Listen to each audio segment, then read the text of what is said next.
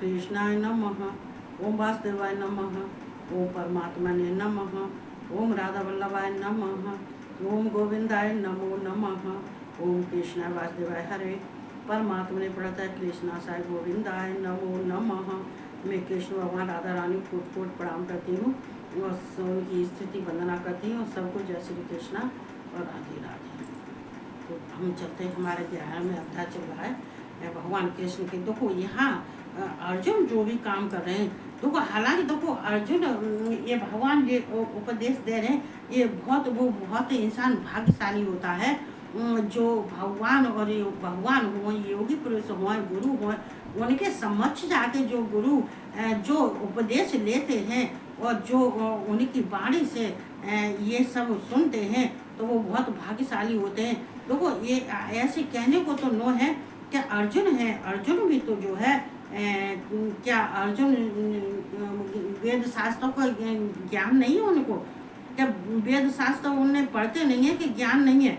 सब कुछ उनको ज्ञान है और हर एक बात का ज्ञान होते हुए भी भगवान कृष्ण के सामने जो उन्हें ज्ञान प्राप्त होता है उससे बढ़िया ज्ञान प्राप्त ये वेद शास्त्रों में पढ़ने से नहीं होता है। जो सामने हमारे जो हमें ज्ञान प्राप्ति हो जाती है, तो वो ज्ञान प्राप्ति क्या अगर वार्तालाप से संबंध से होता है वो होता है, लेकिन जो है वेद शास्त्रों में कभी कभी तो क्या होता है कि जितने वेद शास्त्र पढ़ने वाले होते हैं वो धर्म के बारे में ये वेद शास्त्र को पढ़ने से हमें धर्म का मार्ग मिलता है, ये बात सही है, लेकिन धर्म के मार्ग में भी वो शंका करते हैं वेद शास्त्रों का भी वो ये सोच लेते हैं कि अरे नहीं ये तो सब जो कुछ भी है सब ये भगवान जो लिखा है पढ़ के अपने छोड़ देते हैं, क्योंकि उनमें उनको विश्वास नहीं होता है।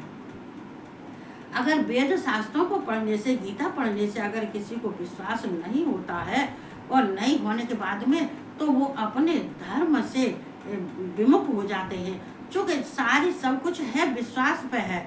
और अगर विश्वास होता है तो हमें वेद शास्त्रों से भी ज्ञान प्राप्त हो जाता है, लेकिन वेद शास्त्रों में आजकल क्या है पढ़ लिया छोड़ दिया।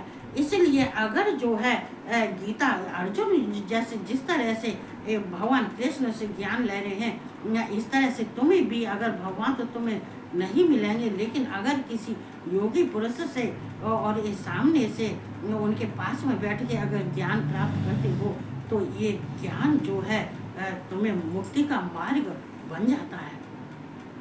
तो हम कहते नहीं है, तो इसी वजह से तो हम कहते हैं कि देखो भगवान को मानने वाले होते हैं वो हर तरह से मानते हैं, और जो नहीं मानने वाले होते हैं वो किसी हिसाब से नहीं मांगते हैं।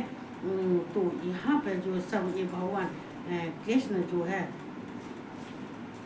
ये सब कह रहे हैं, चलो हम सुनाते हैं, लेकिन हमें तो नहीं मालूम हम कहाँ थे।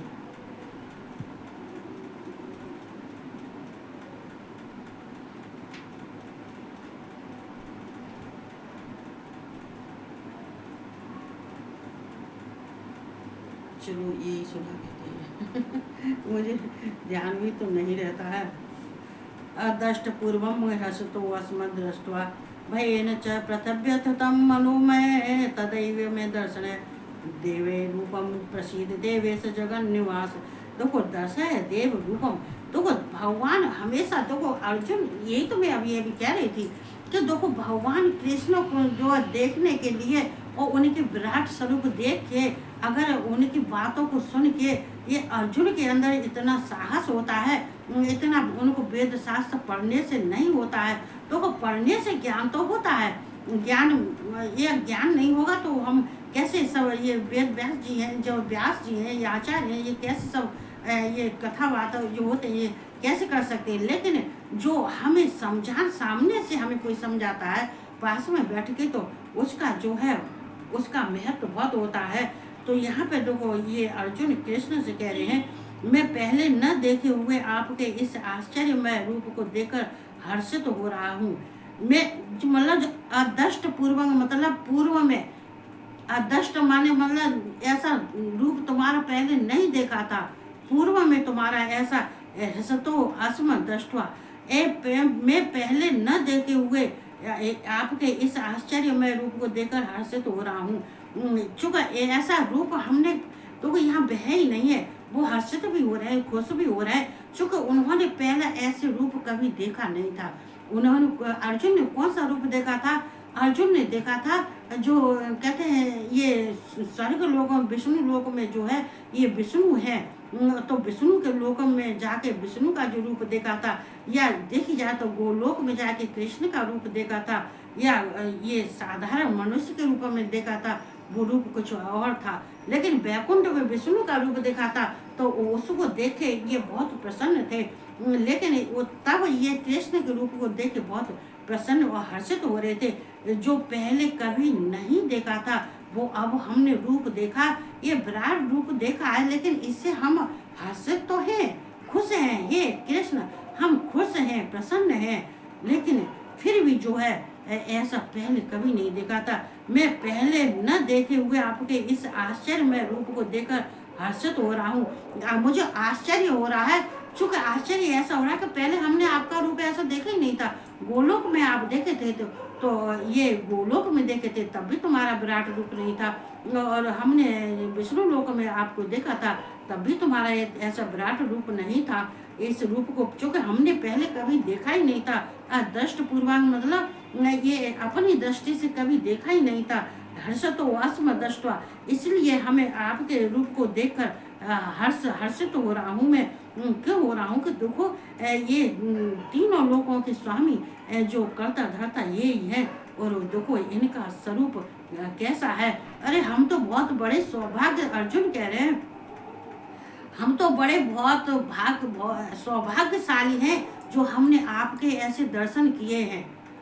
हमें बहुत ही भाग्यशाली हैं, चूँकि आपके दर्शन तो भाग्यशाली को ये दर्शन मिलते हैं जो अपने तुम्हारे जो है ये थे, ये गुण था, प्रभाव, ऐश्वर्य, ये लीला जो तुम्हारी थी वो हमने जो देखा था उसे देख के बहुत हम प्रसन्न हो गए।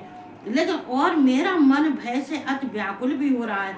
लेकिन अब मेरा मन व्याकुल इसलिए हो रहा है कि जो आपका विराट रूप था उस विराट रूप में जो भयंकर दृश्य देखे थे, जैसे मान लीजिए कृष्ण भगवान सबको अपने दाढ़ों से चबा रहे हैं, दाढ़ों के उनके बीच में सब फंसे हुए हैं, जितने हैं और सब अग्नि में जल रहे हैं, सब भस्म हो रहे हैं, नष्ट हो रहे हैं। तो ये कुछ ऐसा उन्होंने पहले नहीं देखा था, तो इसलिए उनको भय भी हो रहा है, भय भी होता है। तो विराट स्वरूप देखे तो उनको इसलिए खुश हो रहे हैं कि ऐसा रूप हमने कभी नहीं देखा, और कोई तुम्हारे इस रूप को देख भी नहीं सकता है हमारे अलावा। ये तो तुम्हारा इतना प्रेम था हमारे प्रति जो तुमने मुझे ये सब दिखा दिया है।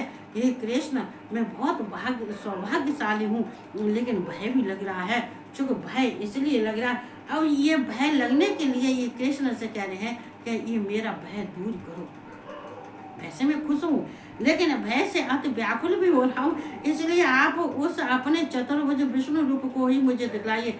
इसलिए इस मेरे भय को दूर करने के लिए जो विष्णु लोक में तुम्हारी चतुर्भुज रूप है, जो सिंहासन पर बैठे हुए हैं, मुस्कुरा रहे हैं, और तुम्हारे 4 भुजाएं हैं, उसमें शंख, चक्र, पद्म और गदा ये सब हैं तुम्हारे, ये मुकुट, ये सब जो है सब ये तुम्हारे नेत्र इतने सुंदर है, इतने सुंदर लग रहे हो और बहुत अच्छे लग रहे हो। तो जो चतुर्भुज विष्णु रूप है को ही मुझे मेरा भय दूर करने के लिए आप मुझे वही अपना रूप दिखा दो। देखो कभी कभी बच्चा भी भयभीत हो जाता है।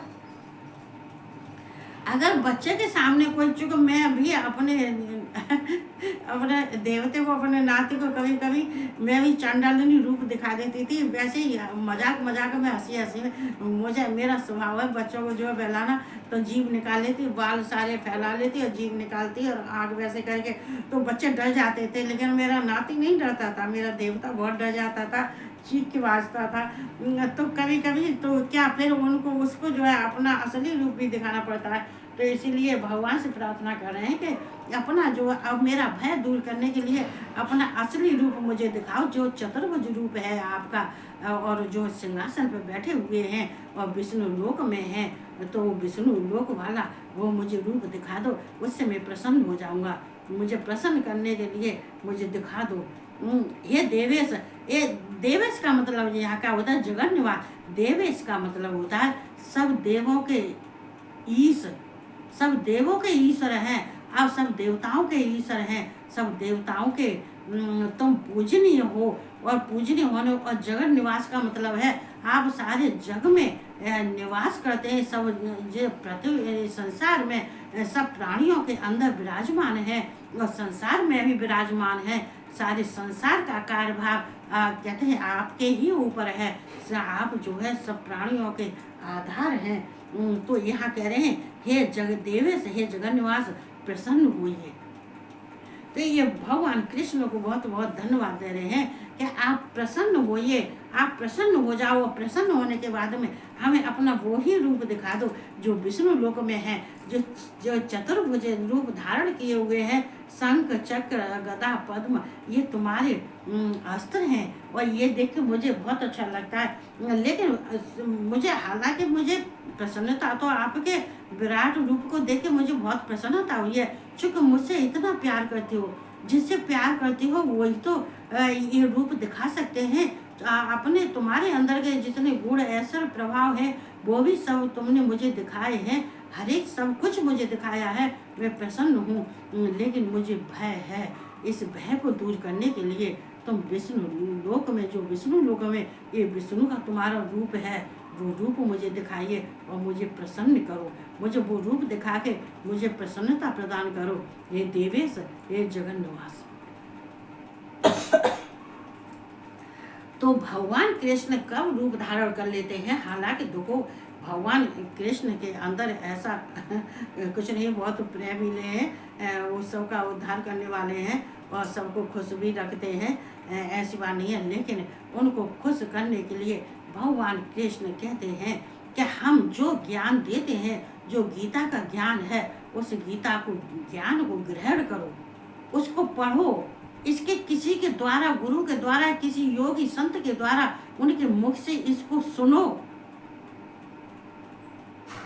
जब तुम इसको सुनोगे, समक्ष किसी के बैठ के आमने सामने जो ज्ञानी पुरुष है उसके मुख से अगर सुनोगे तो तुम्हारे अंदर का भय खत्म हो जाएगा। जो आदमी संसार में भय में जीत रहा है कि किसी बात का भय हो जाता है, किसी बात का भय हो जाता है, तो भय दूर करने के लिए तुम्हें किताब तो तुम पढ़ लोगे, तुम ग्रंथ पढ़ लोगे, गीता पढ़ लोगे, तुम शिव पुराण पढ़ लोगे और सब कुछ पढ़ लोगे, लेकिन उसके पढ़ने से तुम्हारा ज्ञान, तुम्हारा भय दूर नहीं होगा। इस भय को दूर करने के लिए अपने अगर गुरु को बनाना बहुत जरूरी होता है। आज हालांकि मैंने लिख के भी डाला है, चूँकि मैं लिखना भी अब मैं सोचती हूँ कि मैं कुछ ऐसे अपने जो मेरे अंदर के विचार हैं उन विचारों को मैं लिख के प्रकट करूँ। जो है प्रकट करने से, अगर लिख के प्रकट करूँगी, सब अगर पढ़ेंगे तो हो सकता है कि हमारा दिया हुआ थोड़ा सा भी ज्ञान, तो मैं नहीं कह सकती चूँकि इतनी ज्ञानी नहीं हूँ मैं, लेकिन फिर भी थोड़ी सी जो हमारे अंदर का है किसी के पास पहुँच जाता है तो हो सकता है कोई ऐसी बात उसको अच्छी लग जाए जिससे उसका भला हो जाए। तो हम सबको जो प्रसन्न रहना चाहिए और सबको प्रसन्न करना चाहिए, यही हमारा कार्य है। ये कहते हुए सबको जय श्री कृष्णा, राधे राधे और सबको गुड नाइट और शुभ रात्रि।